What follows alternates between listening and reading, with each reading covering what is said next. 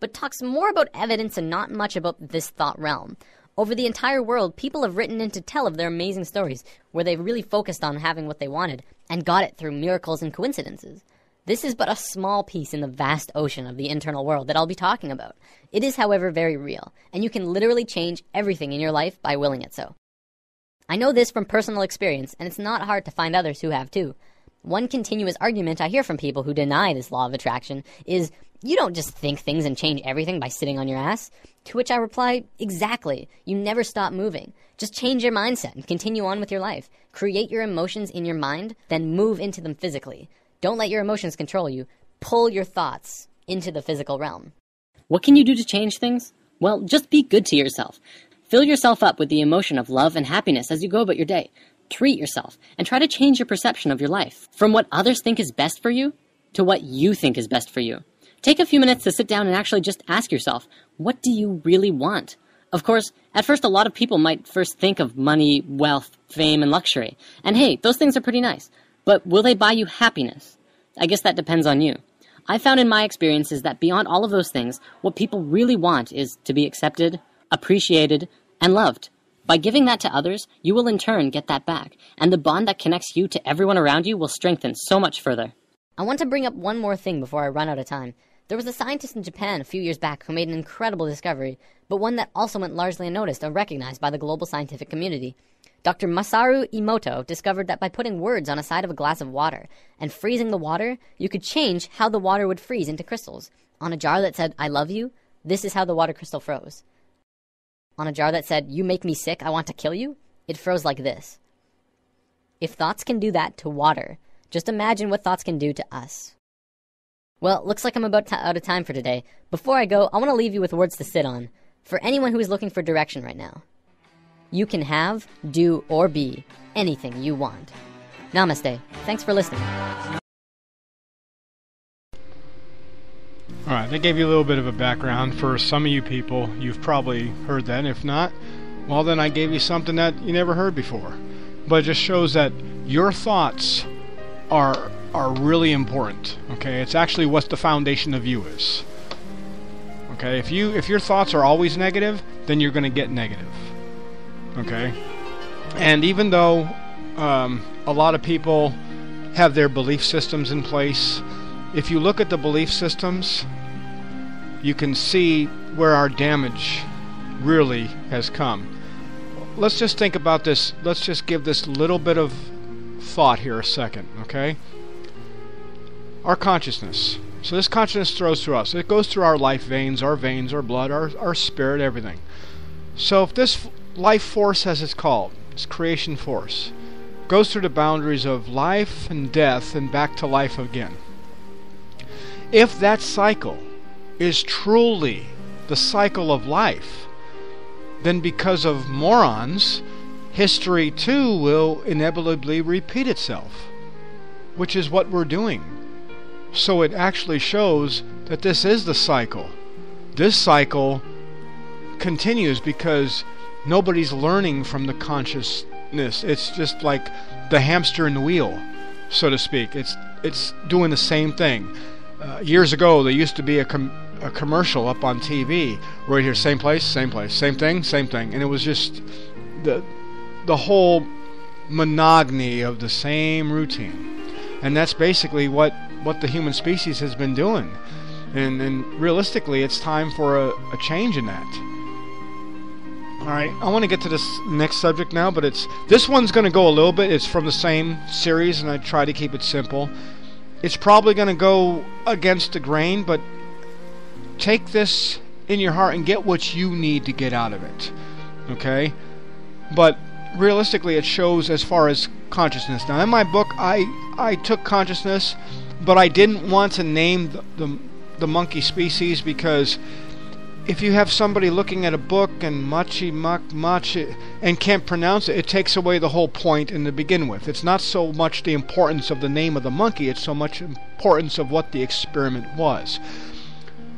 But this gives you basically a foundation, because think about it like this. This is a holiday season, so this is a great analogy story, okay? Most people I know around this season is always baking gingerbread cookies.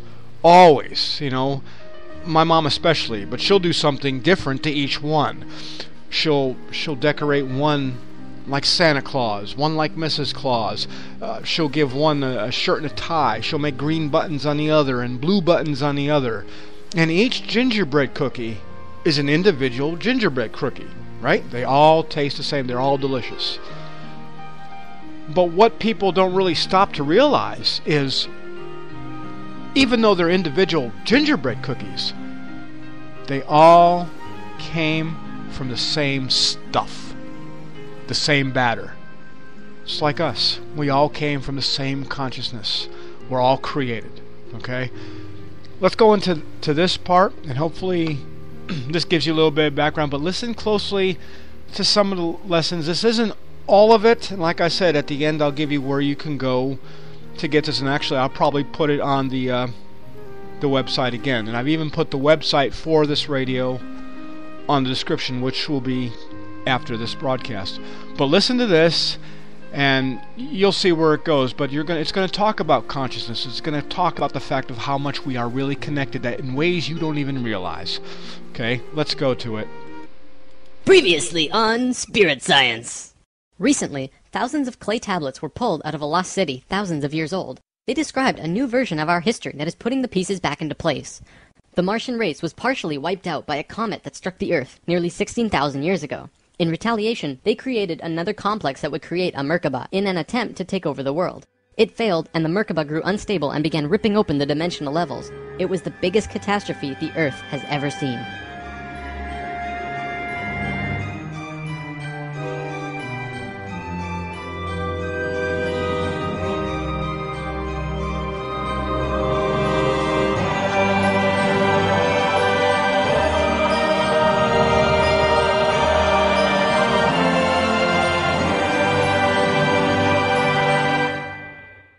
Something I should have mentioned last time. The reason the Nacals were special wasn't just because of their incredibly high consciousness, making them like guides of Atlantis. They also had achieved what today we call immortality. Let's just say they figured out a way to keep their body healthy and young for as long as they chose, and could choose to pass on whenever they desired it. When reincarnating, they do not suffer the great memory loss that we do when we incarnate. They did it through their expanded consciousness and tantric interdimensional sex meditations. This is how Thoth was a priest king of Atlantis for thousands of years and stayed on Earth until 15 years ago, when he gave all of his memories and understanding about sacred geometry to a man named Drunvalo Melchizedek. The Merkaba is formed out of 3 star tetrahedrons overlaid on top of each other. 2 of them are counter-rotating and the third is stationary. When the Merkaba is formed with the unity consciousness, it is formed internally with love. When it is formed externally through the Lucifer experiment, it does not have that love and can become unstable very quickly. The Martians' attempt at controlling the world took place on one of the small islands in the west of Atlantis. This place today is known as the Bermuda Triangle. It's a triangle because the top of the stationary tetrahedron of the Merkaba is actually sticking out of the water there, which causes a huge electromagnetic imbalance in that area. Many planes and boats have reported to have gone missing there. They just vanished without a trace. The imbalance is multidimensional, and in many cases these ships and planes have been sucked into different dimensions, never to be seen again. That Merkaba is still there on the seafloor today, but from what I know, it's going to be corrected soon. The Nacals did their best to save Atlantis. They sent most of the lower dimensional beings back, at least as many as they could, and sealed up the dimensional tear. Despite this, the situation got really bad, really fast. All of the economic systems collapsed. Financial, social, and all concepts of how life ought to be completely broke down. Everyone on Atlantis began getting sick with weird diseases, and the entire continent went into a state of survival. Life was no longer about living. It became about surviving until tomorrow. It was a literal hell on Earth.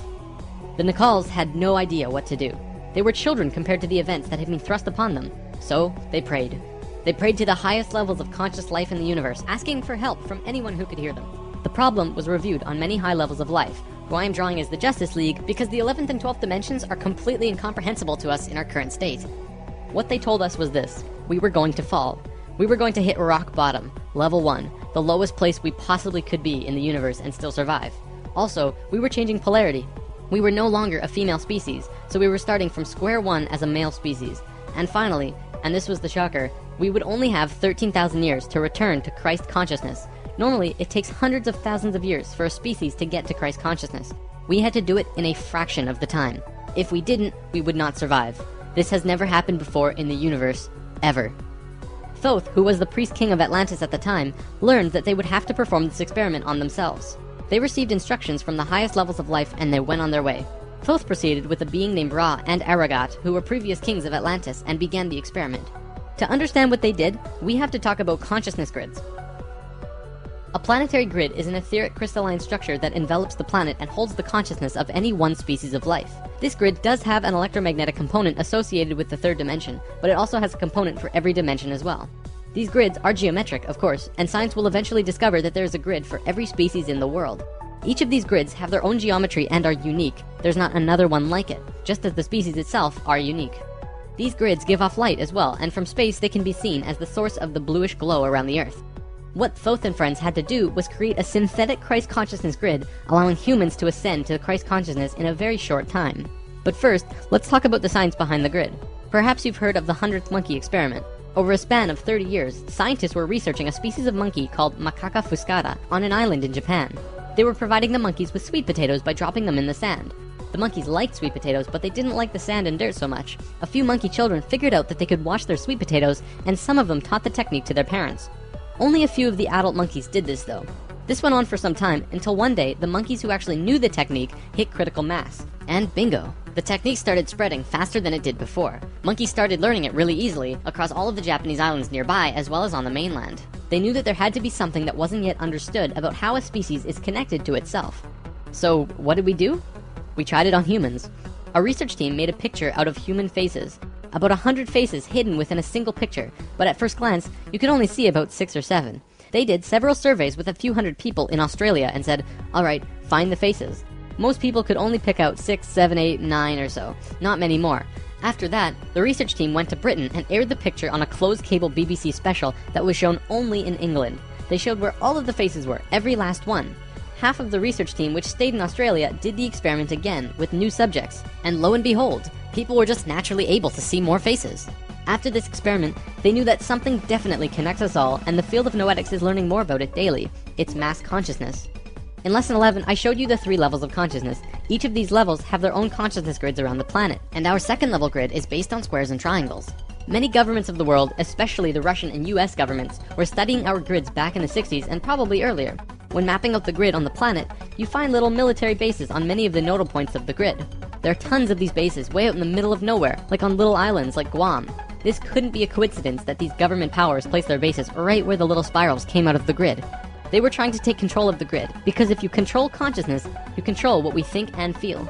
Of course, there was another organization that had its hand in both of these governments, and still do, and we will discuss them soon enough. This grid is visible through astral projection as well. 13,000 years ago, it began. Thoth, Ra, and Aragat were to create a global complex that was able to build a synthetic Christ consciousness grid over a 13,000-year time period. The first thing they did was to fly to a place which is now called the Giza Plateau, but back then it was known as the land of Chem. It was also a rainforest back then as well, not desert like it is today. First, they created a grid around the planet fourth dimensionally, and then began to construct it in the physical third dimension. They went to the male energetic axis of the Earth and constructed a complex which today is called the Solar Cross. These men were 6-dimensional beings at that time and were living at a very high level of consciousness, so whatever they thought happened instantly. It was that simple. According to Thoth, he built the Great Pyramid, not the Egyptian king Cheops. Thoth says that it was built 200 years prior to the pole shift and built very quickly. These pyramids were aligned precisely with both Fibonacci and golden mean spirals emanating from out of the solar cross. Interestingly enough, Edgar Cayce also channeled that the pyramids were constructed in this time. The pyramids were also found to be built from the top down. The stones on top were placed first, which has baffled researchers ever since. Every time more is learned about the pyramids, we move further into dark on understanding how they were formed. If what Thoth says is true, well, that explains everything. From there, Thoth and friends constructed an entire network of temples and structures along this grid fourth dimensionally, placing them on nodes on the new synthetic Christ consciousness grid they were creating. All of them were made with Fibonacci or golden mean spirals, and all of them were mathematically referred back to the solar cross in Egypt through the Great Pyramid. The creation of all of the sacred sites on the planet were no accident. It was a single consciousness that created them all, from Machu Picchu to Stonehenge to Zaghuan, you name it. There are a few exceptions, but most were created by a single awareness as part of a unity consciousness grid. Although the Great Pyramid was done all at once, many of these ancient structures of the world were made fourth dimensionally and slowly dropped in frequency until they manifested on the third dimension over a long period of time. Richard Hoagland's research brings this forward, but he wasn't the first either. They showed how one sacred site is extrapolated from another to another to another. A hot topic of discussion right now are ley lines. These are simply geometric relations between sacred sites. Archaeologists are now finding these